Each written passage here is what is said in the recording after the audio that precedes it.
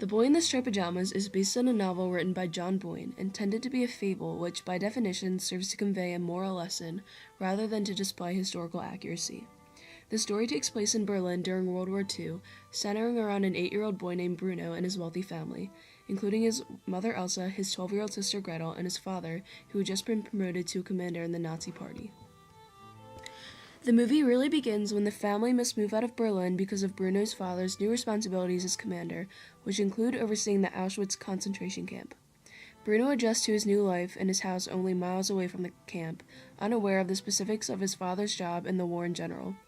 A key theme in the movie is Bruno's interest in exploring and is constantly trying to explore his backyard, even though it was forbidden by his mother.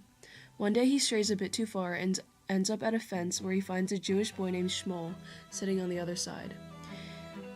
He is taught mostly everything from his biased Nazi tutor who's constantly spewing Nazi propaganda. Bruno's innocence and secret friendship with Shmuel causes him to question those teachings, whereas his sister takes everything at face value and instantly takes to extremist ideas. His innocence leads him to believe the propaganda being produced by his father, which keeps him from ever realizing the truths of the camp, even after seeing the mistreatment of Jewish people in his own home. The movie ends with Bruno joining Shmuel to help him find his dad inside the camp.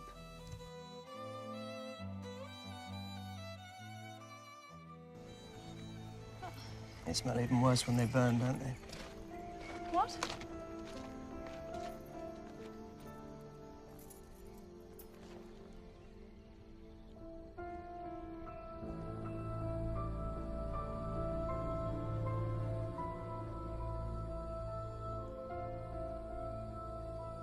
Surely, yeah.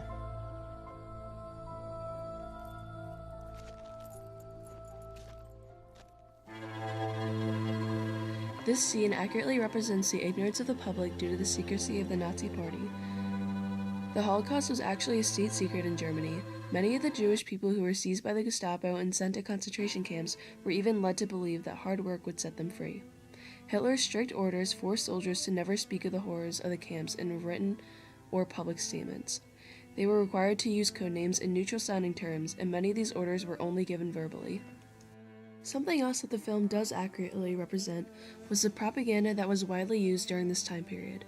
Films, posters, and even cheerful postcards that prisoners were forced to write were used to cover up the poor conditions of the camps and genocides that were occurring. For example, Bruno's father oversees the making of a propaganda commercial used to quell public concerns over the treatment of Jews. Consistent with the theme of innocence, Bruno falls for it and is led to believe the camps are that fun and cheerful until near the end of the movie.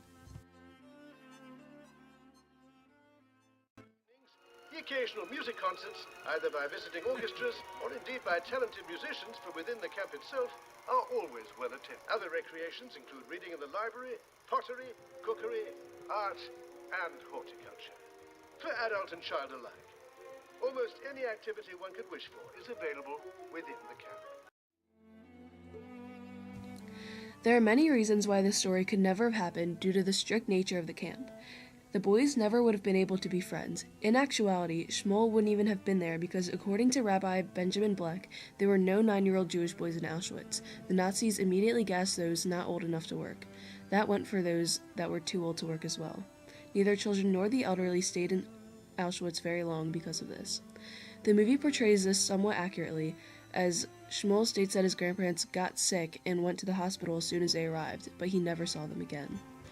In the movie, Bruno could be seen passing food through the single barbed wire fence to Shmuel when this wouldn't be possible in real life, as Auschwitz was actually enclosed by a double barbed wire electric fence.